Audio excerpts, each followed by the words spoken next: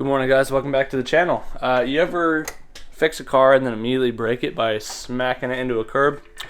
Well, I did that, so let's go to the shop and let's fix it. Okay, we're at the shop now. Here's the broken car. Funny story. So to sum it up, this is, I think we mentioned in a previous video in a brief segment that Alex wanted to start drifting. So this is a E360 picked up from our buddy Billy. It needed the clutch fork swapped out. It had a hole in it, so when you would push the clutch pedal in, it would grab the ball head of the clutch slave, and it would pull it out and basically, you know, make the slave die.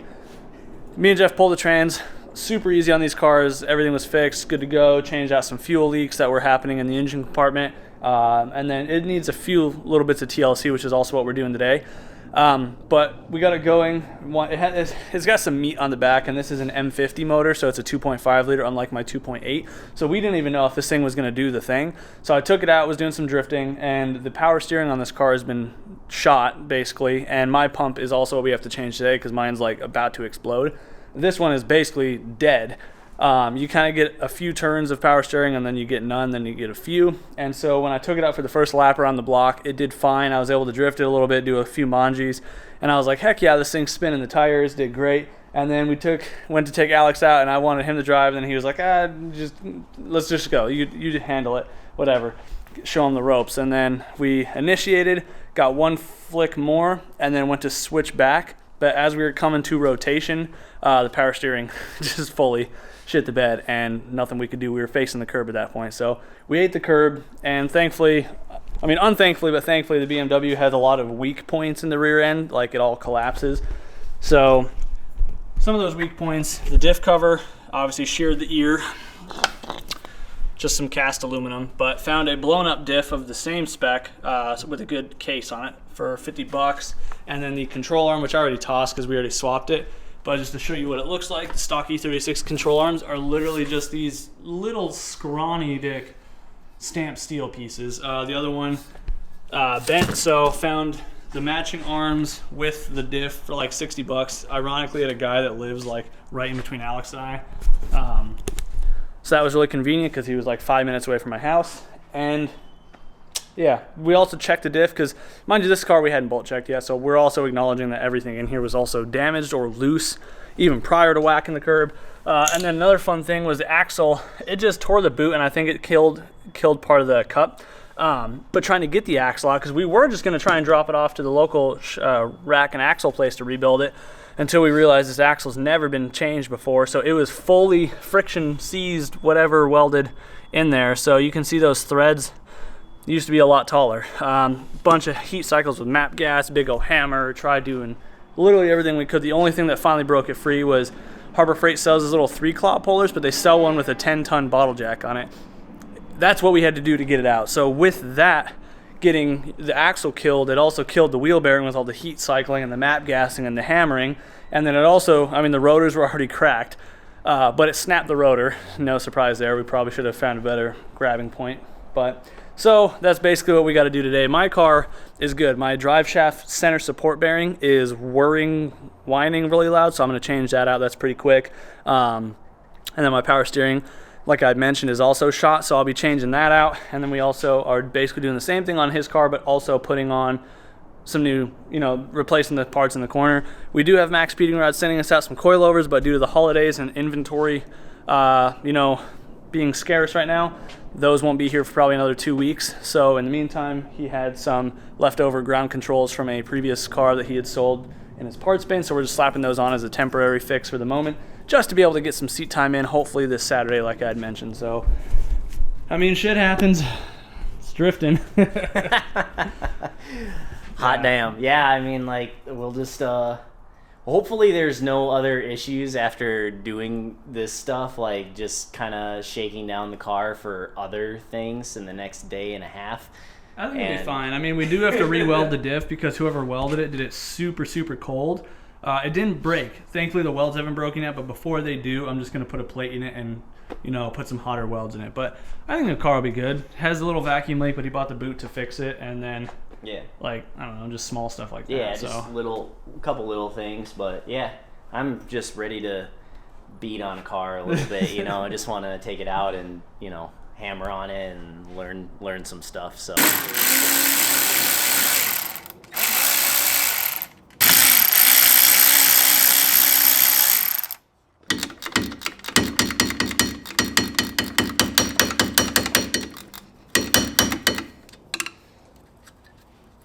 feel like this bracket I just threw away on my car. Intermission. Alex had to go get tools and brake clean. So power steering stuff is all ready to come out, but not out because we don't have anything to catch the fluid in because we don't want to mix it in our coolant bucket.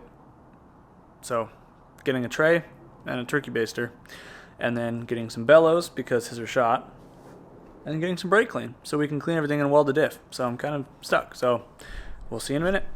Alex is taking a while to get back, and I found a jug. So zip tied it to the sway bar and got the power steering reservoir drained. It's definitely not supposed to be that color. It's supposed to be red. So this thing is super dirty. So I'm gonna go ahead and we'll set you guys back up and we'll finish taking the rest of this stuff out. Got my safety tarp for catching the rest of the fluid, but you know, hopefully it's as little bit of messy as possible, but it's power steering, so who knows.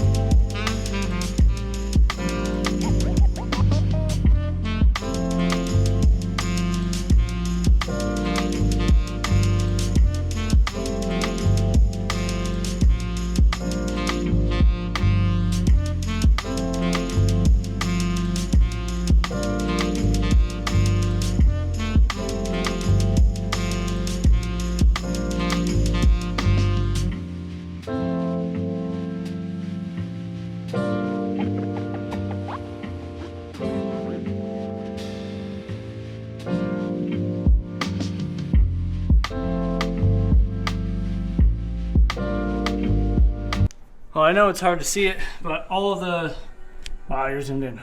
All the power steering lines and the pump are all replaced. So he's got some bellows. He's just going to pick them up right now. But yeah, new reservoir up there. We can show you the rest from up top. But everything's tightened up down here, so we should be good to go. You 110% cannot touch a BMW, no matter how much you try to stay clean, without getting covered in crap. They just engineered a leak, bud. And they put never want to work on European electronics. They put the high beams. What do you mean? That's not bad. They put the high beam bulbs in the low beam spot and the low beams in the high beams. So we gotta swap those around too. Who's they? Previous owners of some manner or the next. Yeah. Who knows? Things have Who happened. knows if it was Choices were made. Yeah, but well, like I said, all power steering stuff's good up top. Just gonna slap the alternator back in really quick, and then because it's already on the lift and we don't know when the oil was changed last, we picked up some liquid moly and a filter for this car. But once he is finishing routing that vacuum line back there, then this is where we got to play with next. Wheel bearing stuff. So we got the new hub because the other one is clapped. Got the new bearing because the other one is clapped. Got the new nut because the other one is clapped, and you know, it all just comes as a kit. Diff plugs, and then a new CV axle. That's all that's getting done. Almost ready. Then this car should be good. But then I got to do this all over again to my car. At least the power steering stuff before the end of the day. The older cars, and as soon as you It's on. put a hose on a plastic nipple, it shears right off. It's on. Finally. The vacuum line? Yeah. I mean, we did it without taking the intake manifold off, which is great. So I mean, you it's just only gotta slip your hand. we're behind on schedule, bud. Dude, I've been parts running this whole day. Okay, well now alternator's in. I got that while he was doing the vacuum line. Yeah, alright. Top end's all good. We're just gonna turn the car on really quick to bleed the power steering system. Just uses ATF, you know, just weird BMW things, but I mean, it is what it is. Oh, the hazards are on. Probably from when we. and others use ATF. It just depends on which one it actually is. It depends. Alright, yeah, you're good. It's an ATF car. You're good to fire it.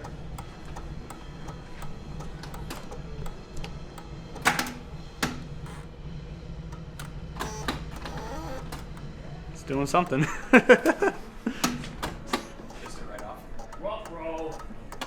The battery's smoking?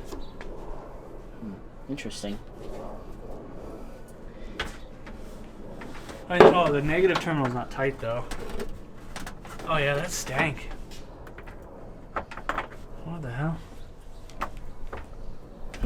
Interesting. All right. Well, power steering, we got that bled out. The rack, it's hard to tell because there was a lot of residual in the boots. We don't know if the rack is leaking yet, so we're just gonna run it for now. We do have new bellows, so hopefully the fluid at least stays in the boots. But we're gonna swap those on. But I'm just also doing an oil change right now because it's like we haven't changed since we bought it because we've only driven it like twice. So just better safe than sorry, changing the oil.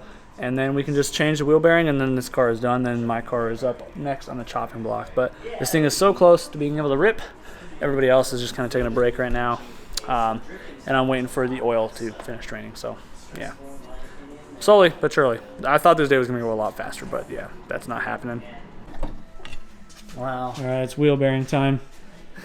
Because we went to town on his hub, so his hub's fudged up. So... Yeah, I don't know if this is gonna. Honestly, like, I don't know how the dude on the video did it because I don't know how he did either. To be honest, I can't picture how that's supposed to. Just if you want Bessie, it's in the toolbox. Where's Bessie? In the toolbox, the big bitch, the big hammer. Unless you, well, I was gonna say the bottle jack thing, but I don't see anything to grab off of. Do you have a socket we could put on the back and smack it? Yeah. Oh, yeah, no, that's what we should do, yeah. Perfect. Well, he tries to smack that out, otherwise freeze your bearings. It makes them much easier to go in. He's like, eh. Because there's not. As long as it functions when we're done. If there's not, not then you owe me a Pittsburgh extension, all right? Bro. It's a whole $7. Another Harbor Freight trip.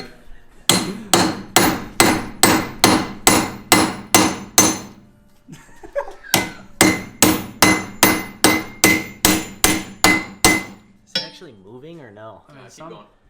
You gotta hit it with your purse. You're just lollygagging. Bro.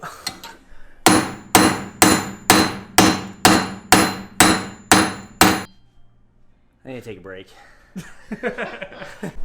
Alright, finally got the hub out. Just had to give it some good smacks. You can see this thing's just super, This is a family shop. not rusty, but it's got enough rust on there where you can tell it was just like friction welded in there. So now we just gotta pull the snap ring, and while he's doing this, I'm gonna go ahead and finish the oil change.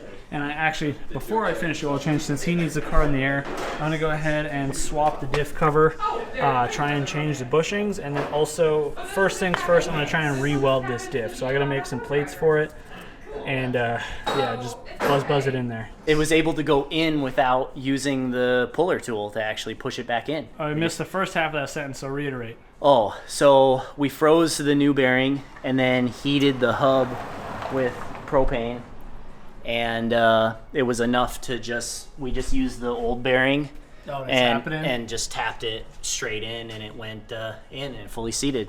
New snap ring, good to go. Sweet, so he's just gonna smack the hub in really quick. I am currently finishing drilling out the holes for the diff to get welded, because let me show you before I fully gum it up, but whoever welded it before did these tiny little booger welds in each corner, and like some might say that'll work, but that is not the correct way to do it. Just burn it in, bud.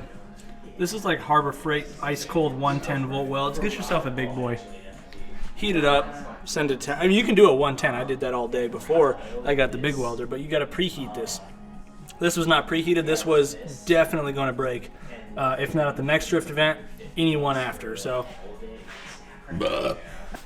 plates are cut. I do it this way.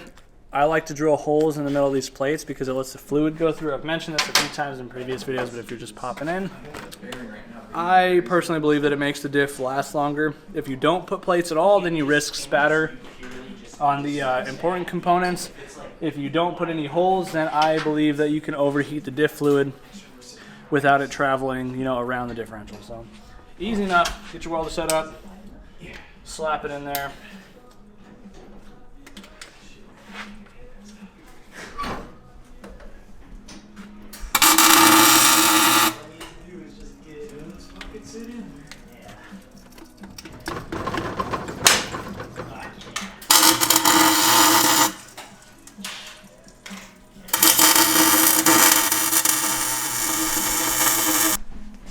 right, diff is all welded up, plated on both sides. We're good to go. I'm gonna just go ahead, throw some silicone on, put the cover on, and then we can fill it while it's in the car. And these guys with the wheel bearing done, it's good. They're just changing the rotors out right now, so that way by the time I'm done with the diff, they should be done with the rotors. We'll be okay. We'll be good. So wouldn't you know it, that it's my luck that we snap another fucking diff cover trying to press these bushings out. There you go. So I just had my fiance go pick up another used diff. Thankfully, the same guy that sold us this one had another one. This whole diff was just blown up. This next diff is a good one. It's just not the gearing we want, but it is the gearing that matches this one. Doesn't matter anyway. The covers are all the same. I'm not touching these fucking bushings this time. I'm gonna let him do it because I'm not gonna do it. Fuck that. I'm saying the next bushings, it's your turn to blow up a diff cover, all right? I'm 0-2 right now, all right, guys? Yeah. I need W. Yeah, this guy, I've already broke 2 of his fucking diffs. He can break his 3rd. 4 diffs now? Is that Whatever. His car is pretty much done. We're going to try and pull mine in once they get these bellows on. It's one of those days. It is definitely one of those days. So in the meantime, I did just press the old bushings out. Thankfully, the new old bushings, these rev shift ones, you get pretty lucky, and these things just kind of tap out because the inner sleeves, these aluminum ones, they just are pressed in, not hard, obviously, like an outer sleeve. And then these ones you can just tap out with a mallet. So the only good luck I've had today working on this thing, to be honest. But yeah, hopefully my car goes decent. We're gonna pull that in, skim through that same crap as this morning on this car, and hopefully this diff that we got for 3rd time's the charm. Hopefully this one doesn't break. But again, I'm not touching it. All right, so we're on day 2. We put the diff in Alex's car this morning, and now it's just curing while it's curing. We're gonna knock mine out really quick. I also just knocked out a customer car, had some exhaust work to do, so a little bit later of a start than I wanted. We're looking at about 11:40, so it shouldn't be too bad. I'm pretty confident, but Doge showed up again, lend a hand, so we got yeah, basically we're just cleaning out this space, got the charge pipe primarily. Again, oil, power steering, drive shaft, carrier bearing. So let's get started. And Doge is already losing parts. Yeah, I almost made it fluid. All right, so while I was working with my customer, Doge finished getting the power steering pump out of my car, and then him and Alex went to go get lunch, so I got the rest of the stuff out. I just took the oil filter housing bolts out, and though I believe it should be ready to come off, the only issue is the Vanos line is still hooked up, so we're going to be limited on the reach, but I kind of just need to fold it out of the way to pull the gasket out, wipe things down really quick, and then try and push the new gasket. And for you Honda guys, it's very similar to like the VTEC on a gasket. In the sense that it's just this, nothing fancy, nothing big, but obviously a part that fails often, unfortunately, and leaks a lot. But hopefully I can just, like I said, pry this to the side and pick it out and press that one in, wipe things down, put it back together. But we'll find out here in a minute. Camera's almost dead though, so I'm just kind of filming snippets. I don't have a battery with me, unfortunately, but we're almost there. Almost to the point where I can bolt in all the power steering stuff, put the housing back together, and then after that it's just my drive shaft bearing. All right, it's about midday now. Just finished buttoning up the power steering stuff. Again, we showed you Alex's, so same song and dance. It's just this pump on mine has the hose end. His has a 19 millimeter barb banjo. Other than that, yeah, it's all good. These guys are just doing the carrier bearing, so that's good. Just snugging that all up. And then I just went and JB welded my drain bung, since, like I mentioned before, when I did this, I cracked the top accidentally cold arcing against it, so let that cure, and then I have to put the alternator back in, and then we should be good to fill it with power steering and oil once that cures. Probably give it like an hour, but then the car should be good to go. So we're still making good time. I mean, it's only 3:15 right now, so. No, we still have to get a trailer and 2 trailers and... Actually, I gotta call DJ because he has a guy that he said he was gonna try and borrow some trailers from. This thing is should be good to go. I gotta fire it up really quick, try and burp the power steering. Oil is in it. Hopefully the JB weld is secured enough at this point. It's been probably 45 to an hour, so I'm sure it'll be fine. So we can just finish this up, pull that one right back in, get the axles in, get diff fluid in it, and go rip these things. Is that the fan? Is that the Clutch fan? Yeah. Oh, it's just... It was just rubbing up against the top of this.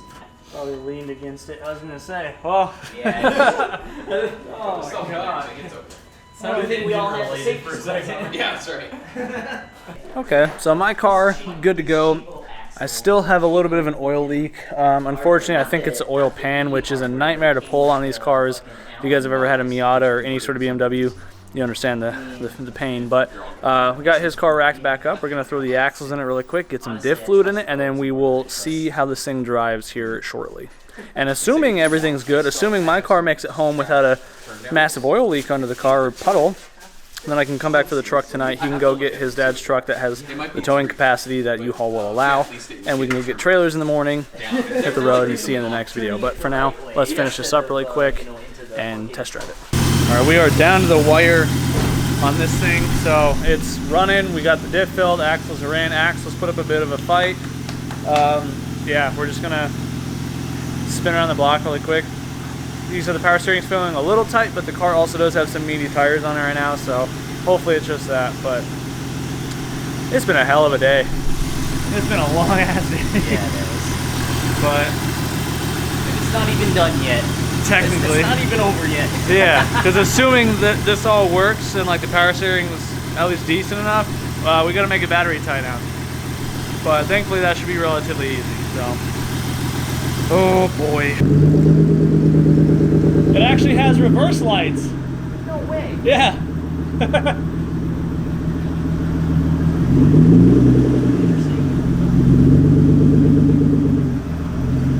That's funny. Amazing. The car that just keeps on giving.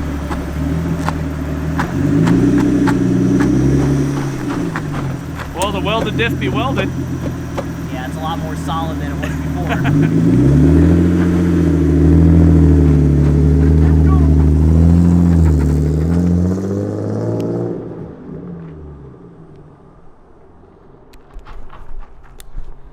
I really hope this thing freaking works.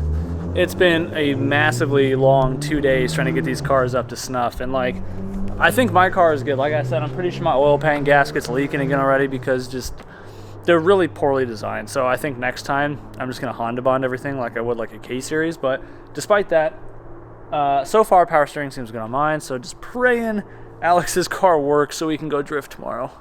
But we still gotta pack tools, reserve trailers for the morning. Man, it's been a long day. All right, so you're back. How'd it go? It went great, honestly. Like the car, in terms of the normal driving, the car runs and drives awesome. Hydro says is squishy. Chase Bays, shout out you. Your products are ass.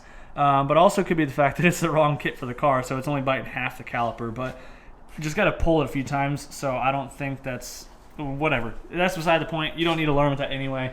Yeah, do you think the car is ready to go through a few laps tomorrow? Yeah, it is. Okay. I can tell already. That's all the people needed to hear. I can tell just by, yeah, like it's ready to just get abused. Yeah.